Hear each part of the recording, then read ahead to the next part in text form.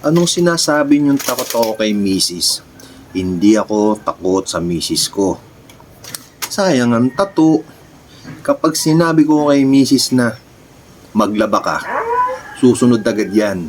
Kapag sinabi ko kay misis na magluto ka, magsahing ka, mamalengi ka, masahin mo likod ko, maglinis ka ng bahay, susunod agad yan. Sino may nagsasabing takot ako kay misis? Sino sa inyo nagsasabi nun? Kaya sinasabi ko sa inyo, ang misis natin, mahalin natin yan.